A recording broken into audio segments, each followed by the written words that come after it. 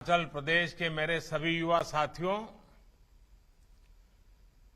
तय कार्यक्रम के तहत मुझे अब तक मंडी पहुंच जाना था, लेकिन मौसम खराब होने की वजह से ऐसा संभव नहीं हो पा रहा है। मैं सबसे पहले तो क्षमा प्रार्थी हूं। अब मैं दिल्ली से ही आप सभी के साथ संवाद कर रहा हूं। स्वभाव से मुझे जब भी हिमाचल आने की बात तय होती है तो मैं हफ्ते पहले से ही बड़े उत्साह में आ जाता हूं कि चलिए हिमाचल जा रहा हूं, मेरे दूसरे घर जा रहा हूं, पुराने साथियों को मिलूंगा, गपशप लगाऊंगा, मौसम का भी थोड़ा फायदा उठाऊंगा। तो जैसा ये आपको न मिलने पाना, रूबरू आकर के आपके दर्शन न कर पाना, वो जितना मेरे लिए दुखद है, उतना ही मेरा हिमाचल न जाने का ये मौका छूट जा रहा, हिमाचल न पहुंच पाना मेरे मन में कसक रह जाती है। खैर, आने वाले दिनों में मैं आकर के इसका फायदा तो ले ही लूंगा, आपको मिल भी लूंगा। और मैं देख रहा था कि सारे नौजवान, क्योंकि बारिश है और हिमाचल की बारिश मतलब ज्यादा ठंड लेकर के आती है, धड़ाम से टेम्परेचर गिर जाता है। और आप दूर दूर से आए, ठंड के मौसम भी है, वहां पर पानी गिर रहा है, आप कुर्सी को ही छाता बना करके खड़े हैं। ये आपका प्यार, आपका उत्साह, आपका उमंग, ये मैं साफ साफ यहां अनुभव कर रहा हूं।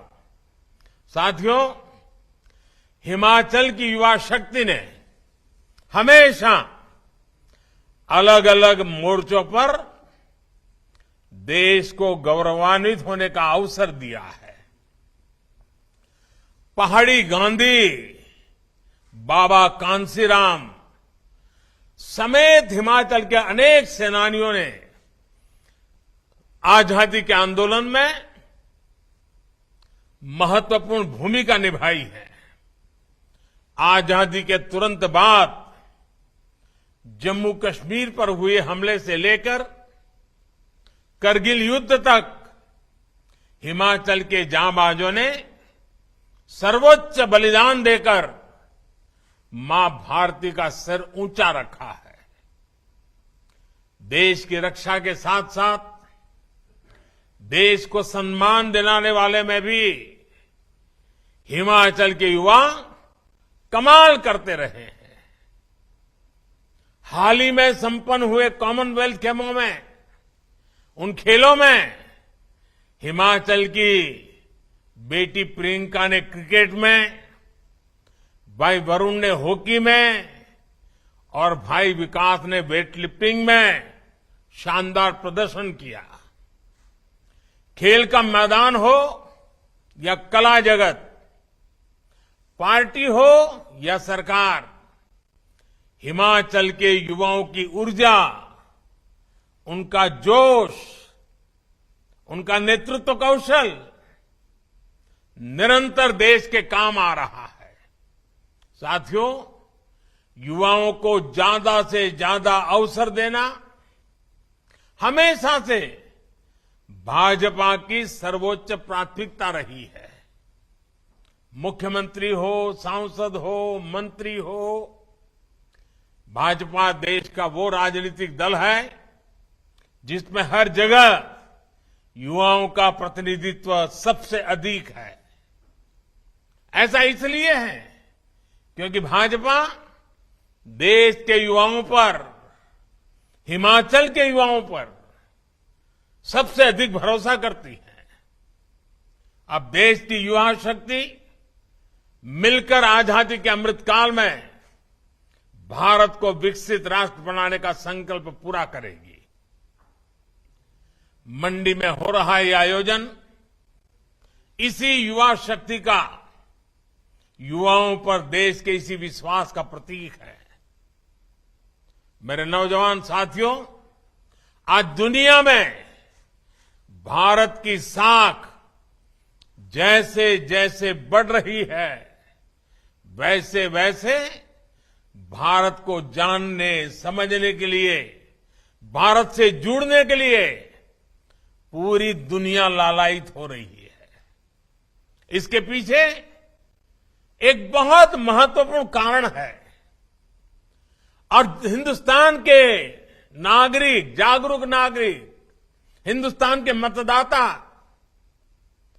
इसका पूरा श्रेय उनको जाता है। कारण क्या है मैं बताऊं आपको। बहुत दशकों तक हमारे देश में सरकारें अस्थिर रही, किसी को बहुमत नहीं था, मिली जुली सरकारें थी। कितना दिन चलेगी, कुछ करेगी कि नहीं करेगी, कर पाएगी कि नहीं पाएगी, भारत के मतदाताओं के, नागरिकों के मन में नहीं, दुनिया के मन में आशंका होती थी। और उसके कारण कोई भारत की किसी बात पे विश्वास करने से पहले 50 बार सोचने में पड़ जाता था। लेकिन 8 साल पहले 2014 में आप सब जागरूक मतदाताओं ने, मेरे हिमाचल के मतदाताओं ने दिल्ली में मजबूत स्थिर सरकार दी। सबकी सब लोकसभा की सीटें हिमाचल ने जीत करके दी, 14 में दी, 19 में दी। और उसका परिणाम है कि दिल्ली में स्थिर सरकार बनी। उस स्थिरता के कारण नीतियों में भी स्थिरता आई, वर्क कल्चर में भी स्थिरता आई। बदलाव के लिए एक मजबूत फाउंडेशन तैयार हो गया और उसी के कारण भारत का सामान्य नागरिक भी आज शासन व्यवस्था पर भरोसा करता है, सरकार पर भरोसा करता है। वैसे ही दुनिया भी हम पर ज्यादा भरोसा करने लगी है। स्थिर सरकार के लाभ को देखते हुए अब देश के अंदर भी हम देख रहे हैं, राज्यों में लोग बढ़ चढ़ करके इस महत्व को समझ रहे हैं। हमने देखा पहले उत्तर प्रदेश में, उत्तराखंड में यही कथा थी कि हर 5 साल के बाद सरकार बदली जाएगी। लेकिन उत्तर प्रदेश ने, उत्तराखंड ने उस सारी सोच को ही बदल दिया और सरकार स्थिर होने की दिशा में उन्होंने अपना निर्णय दोहराया। 5 साल बाद सरकार बदलने वाली सोच को यूपी और उत्तराखंड के लोगों ने उखाड़ करके फेंक दिया, बदल दिया। मुझे खुशी है कि हिमाचल के लोग, हिमाचल के युवा भी भाजपा सरकार की वापसी का मन बना चुके हैं। हिमाचल के युवा जानते हैं कि साफ नीयत के साथ, ईमानदार नीयत के साथ हिमाचल का विकास अगर कोई कर सकता है तो सिर्फ और सिर्फ भारतीय जनता पार्टी कर सकती है। भाइयों और बहनों, अमृतकाल में भारत की प्रगति को गति देना,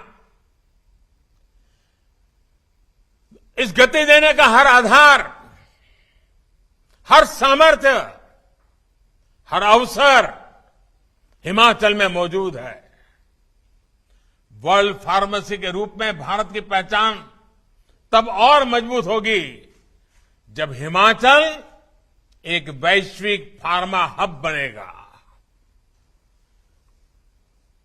देश में दवाओं के रॉ मटेरियल में आत्मनिर्भरता के लिए आज जो काम चल रहा है, उसके लिए 3 राज्यों को चुना गया है, जिसमें से एक है अपना हिमाचल प्रदेश, जहां बल्क ड्रग्स पार्क बनाया जा रहा है। इसी प्रकार देश के 4 राज्यों में मेडिकल डिवाइस पार्क बनाए जा रहे हैं, उसमें भी हिमाचल एक है। मुझे बहुत खुशी है कि हिमाचल के बेटे बेटियां स्टार्टअप इंडिया, आत्मनिर्भर भारत फंड, इसका भरपूर उपयोग कर रहे हैं। अब तो आईआईटी मंडी भी युवा जोश से सरोवर है, स्टार्टअप इंडिया मिशन को मजबूत कर रही है। मेरे युवा साथियों, बीते 8 वर्षों में देश में उच्च शिक्षा के लिए अनेक नए संस्थान शुरू किए जा चुके हैं। इनमें आईआईटी मंडी के अलावा सिरमौर में आईआईएम, ऊना में ट्रिपल आईटी और बिलासपुर में एम्स। कौन हिमाचली होगा जिसको इस बात का गर्व न होगा। अब शिमला के बाद मंडी में भी यूनिवर्सिटी है और धर्मशाला में केंद्रीय विश्वविद्यालय भी है। यानी हर बड़े सेक्टर से जुड़े देश के जितने प्रीमियम संस्थान हैं वो आज हिमाचल में भी है।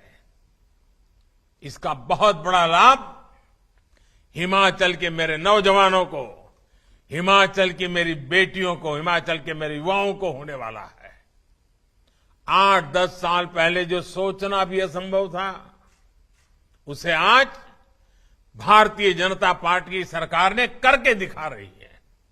साथियों, अमृत काल में भारत की अर्थव्यवस्था को, देश में रोजगार निर्माण को एक बड़ा बल जिस सेक्टर से मिलने वाला है वो है हमारा टूरिज्म सेक्टर।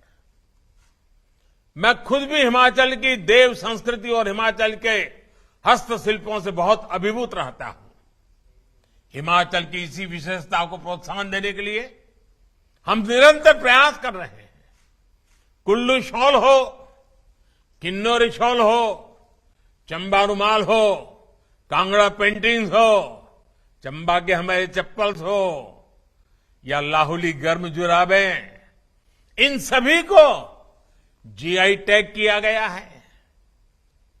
दुनिया में उसकी एक प्रतिष्ठा बनी है। मेरा ये भी प्रयास रहता है कि जब भी विदेशी मेहमानों से मेरा जब मिलना हो जाता है, किसी कॉन्फ्रेंस में जाता हूं, तो हिमाचल के इन उत्पादों को लेके जाता हूं, उनको उपहार के रूप में देता हूं और बताता हूं मेरा इस हिमाचल से नाता क्या रहा है, ताकि पूरी दुनिया को हिमाचल के विषय में पता चले, यहां के कौशल के विषय में पता चले। मेरे नौजवान साथियों, आज जिस प्रकार हिमाचल का टूरिज्म सेक्टर बढ़ रहा है वो उत्साह बढ़ाने वाला है। और आपने देखा होगा हमारे विदेश नीति का एक अहम पहलू क्या रहा, हमने कई देशों के साथ ई वीजा शुरू किया। ई वीजा शुरू करने के का सबसे बड़ा लाभ टूरिज्म को होता है।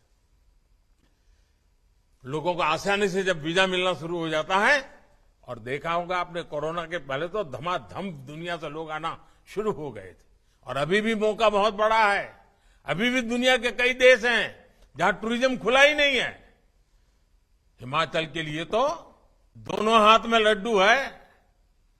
साथियों, कोरोना की मुश्किल से टूरिज्म सेक्टर जल्द से जल्द बाहर निकल सके, इसके लिए भारतीय जनता पार्टी की सरकार और खास करके हिमाचल की सरकार ने टीकाकरण का अभियान जो सफलतापूर्वक चलाया, उसने देश भर के और विदेशों के टूरिस्टों को भी एक विश्वास दिया कि हिमाचल सेफ है। मुद्रा योजना ने जिस प्रकार हिमाचल प्रदेश में होम स्टे, रेस्टोरेंट और दूसरे उद्यमों को गति दी है, वो अभूतपूर्व है।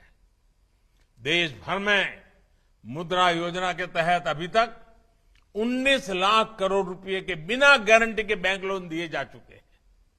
हिमाचल प्रदेश में भी मुद्रा योजना के तहत बिना बैंक गारंटी लगभग 14,000 करोड़ रुपए लोगों को दिए जा चुके हैं। हमारे हिमाचल में रोजगार और स्वरोजगार के हजारों नए अवसर बने हैं।